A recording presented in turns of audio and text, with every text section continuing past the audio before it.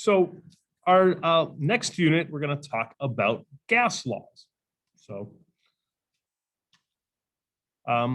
today we're probably going to get through the first two objectives. We're going to use the terms correctly that describe gases and recognize units and variables.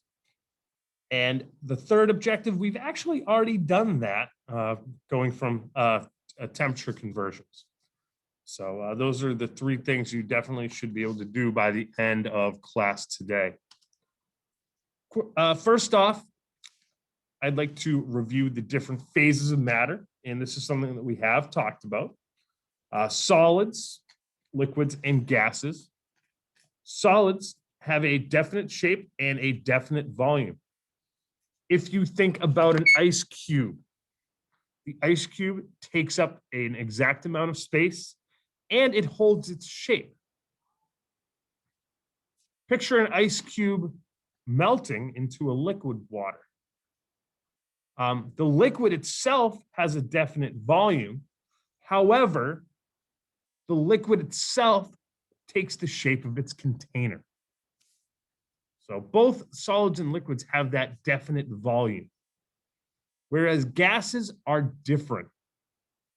Gases have no definite shape and they expand to fit whatever container they're in.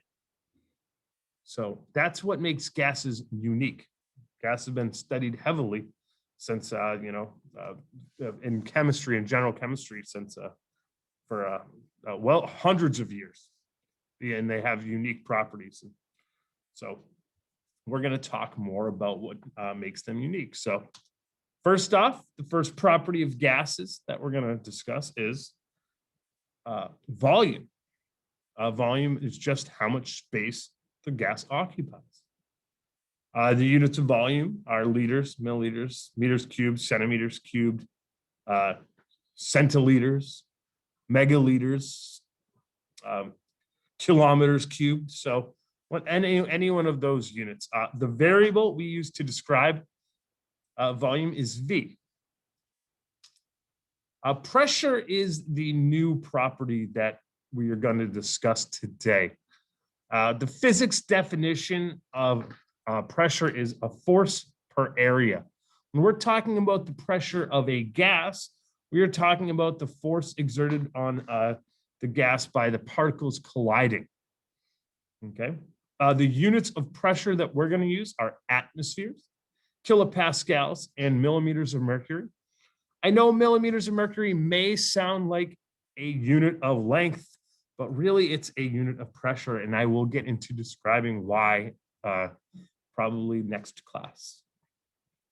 So the variable we use to describe pressure is P.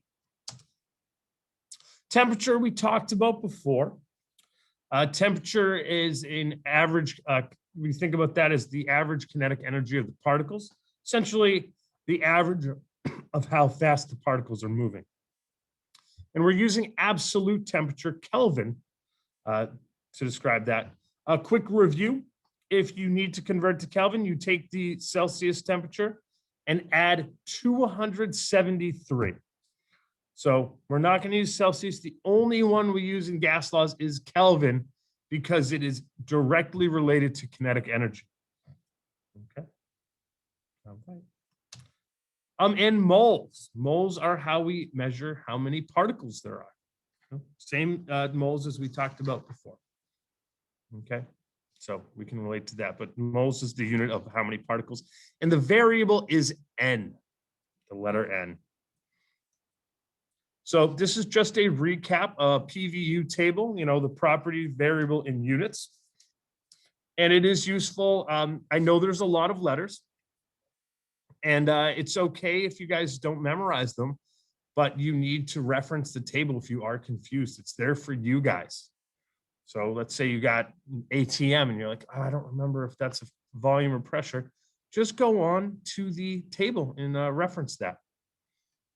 Okay. So kinetic molecular theory states that particles are in constant motion, and temperature Kelvin, absolute temperature, relates directly to the kinetic energy of the particles. So not all particles at a given temperature will have the same kinetic energy, and there will be a bell curve. So you'll have some with a lower energy, some with higher, and you guys will see that in the simulation as we move forward. Another assumption is the particles have elastic collisions, meaning there's no energy lost in any of the, whenever they collide with anything. And the last assumption, which we can, which holds true as long as something is a gas, is that particulate volume is negligible, meaning we can ignore the actual volume of the particles because most of the space is empty space. In fact, about 99.9% is the space in between the particles in a gas. Now, as you change factors, you can these assumptions can fail because if you compress something too much, it actually will become a liquid. So once once you get the pressure so high, we can't ignore these assumptions anymore. But let's talk a little bit about pressure. So right now, you guys are being pummeled with gas particles. They're hitting you all over the place all the time, but we don't notice it. And it's interesting. So we actually don't notice the billions and billions of particles hitting us all the time. You'd think you would. But, well, number one, gas particles are very tiny. Number two, we are used to it. We are accustomed to the pressure of the surroundings that we're in at any given time, and our body can adjust to those. What you notice is when the pressure changes. Some of you might notice that if you guys have gone in an airplane, you might notice that as the pressure decreases, then your ears might pop a little bit. Even sometimes when you're driving up a car in a hill, you might notice that pop in your ear. It can be quite painful. That's why babies a lot of times have trouble with flying, because the way they equilibrate the pressure inside their ears and outside isn't mature yet.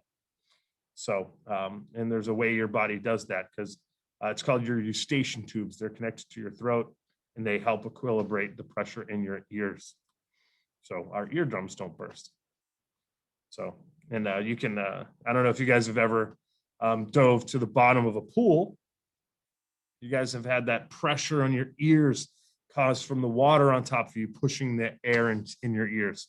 So that can be quite painful, and it can also be equilibrated, but it takes a little while. So